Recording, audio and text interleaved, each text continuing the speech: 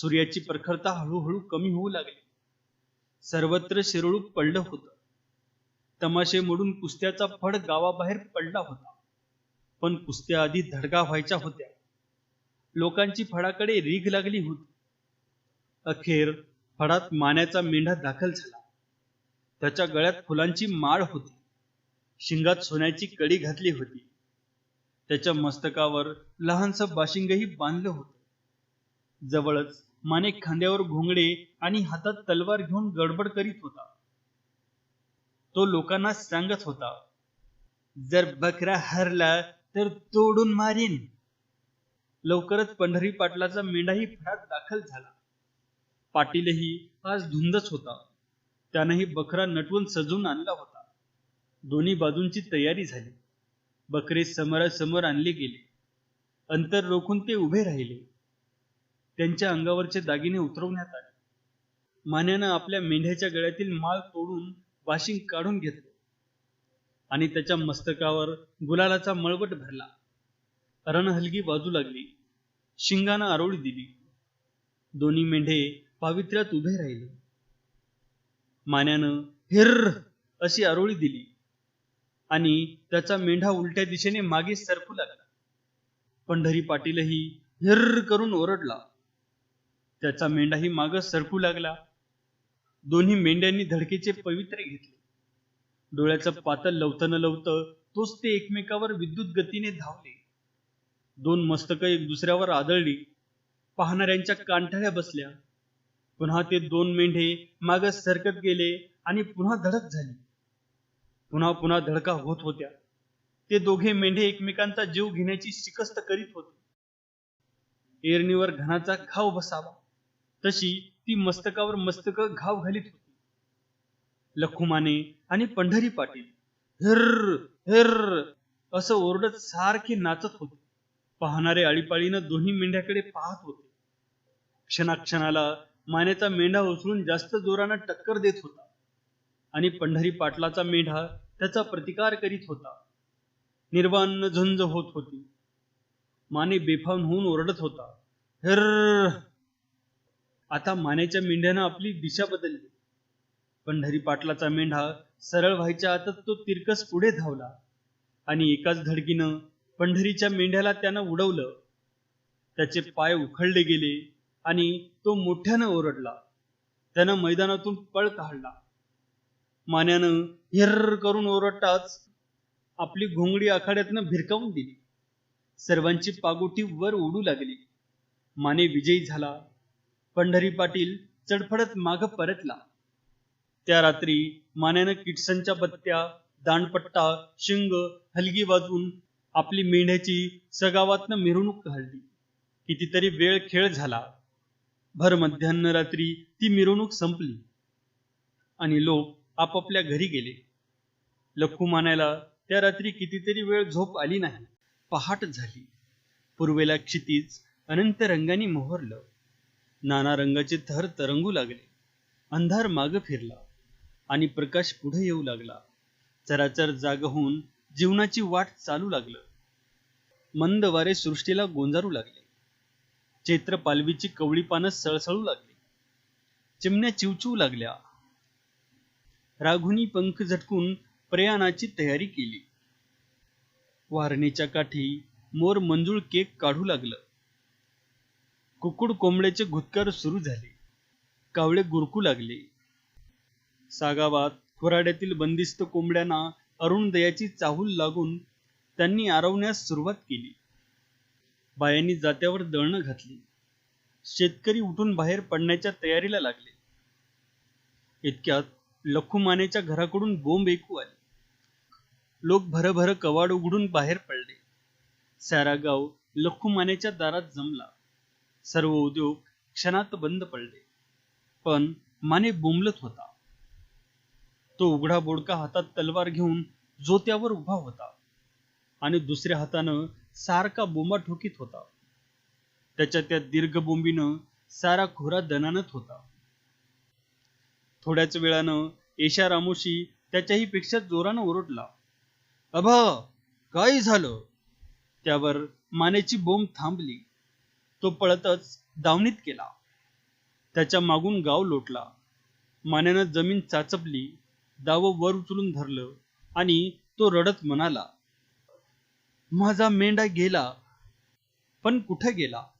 येशानं सवाल टाकला. चोरानं नेला, गहिवरून माने उत्तरला. पण कव्हा नेला? येशानं पुन्हा प्रश्न टाकला. हे ऐकून माने भडकला.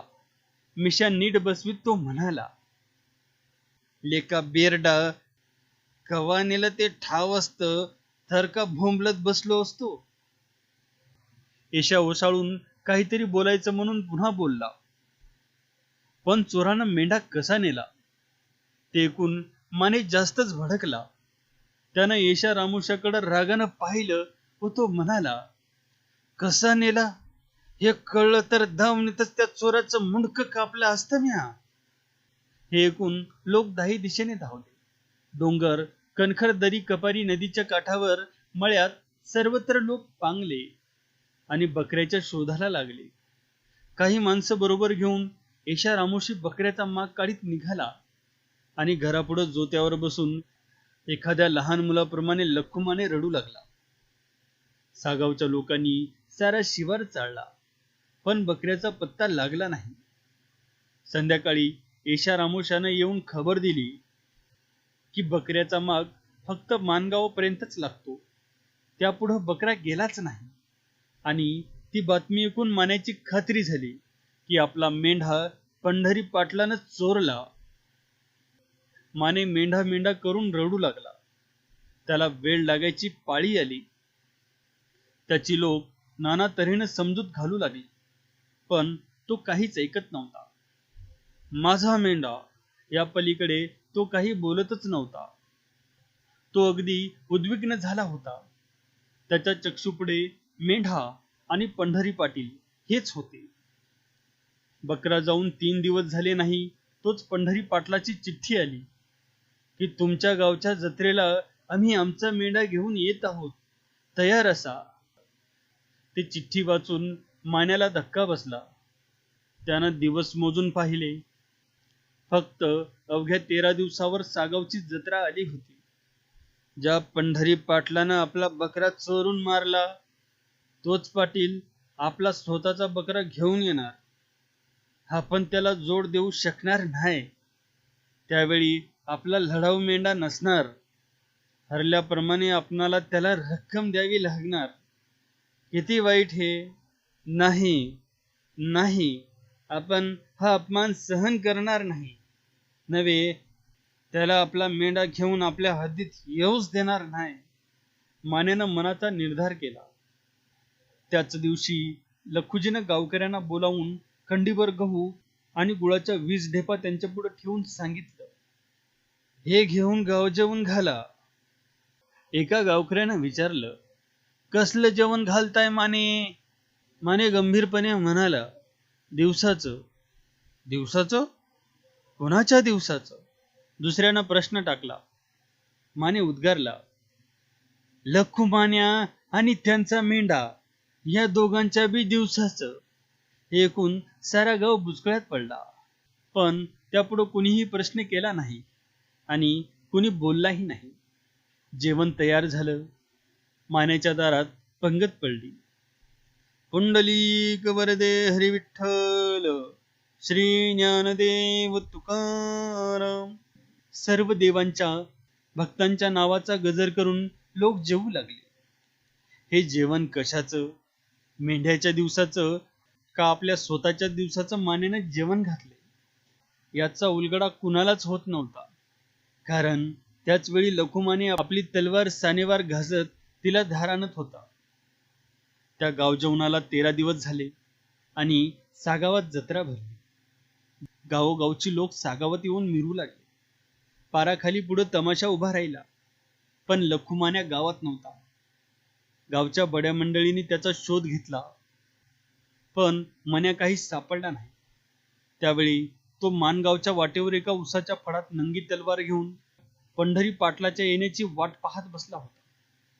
त्याचे डोळे पंढरी पाटील व त्याचा मेंढा पाहत होते. त्याची उग्र नजर पांदीपासून माळापर्यंत धावपळ करीत होती. बरोबर सूर्य मध्यावर आला. 50 गडी व आपला मेंढा घेऊन पंढरी पाटील माळानं येऊन पांदीला लागला आणि त्याला घेऊनच जणू ती नागमोडी वळणाची पांद मन्याकडे येत होती. पंढरी पाटलाला बघून मान्याला क्षणभर आनंद झाला आणि लगेच त्याच्या डोळ्यातून जाळ्याच्या ठिणग्या उसळल्या. तो उसातून बाहेर पडून पांदीत आडवा उभा राहिला. त्यावेळी फक्त तो लंगोटी नेसला होता. त्यानं तलवार हातात घेतली होती. तो पिसाट झाला होता. पांदीची वळणं मागे टाकीत एक वळण घेत पंढरी पाटील पुढे येऊन पाहतो तो लखुमान्या. त्याला पाहून पंढरी चटकन उभा राहिला. त्याचे 50 गडी भयभीत झाले. ते एक दुसऱ्याच्या तोंडाकडे पाहू लागले. पण पाटील क्षणात स्वतःला सावरून म्हणाला, मान्या, काय विचार आहे तुझा? चोरा, माझा मेंढा कुठं आहे? तुझा मेंढा मला काय ठाव? तूच चोरलास. आता तू माग जा. माने खेकसला. नाही, मी माग जाणार नाही. माझी वाट सोडून बाजूला हो. पंढरीनं गुरमीत उत्तर दिलं. माने पुढं होत ओरडून म्हणाला, लेका, या मान्याचा मेंढा चोरून नेलास? आत्ता नाही म्हणतोस? माने पुढे येत असलेला पाहून पंढरी आपल्या लोकांना म्हणाला, बघता काय, पाडा मान्याला खाली. एकाने पडताच मान्याची तलवार तळपली. त्यानं लांडग्याप्रमाणे झडप घेऊन एकाच वारात पंढरीचा मेंढा आडवा पाडला व पंढरीवर तलवार घेऊन तो धावला.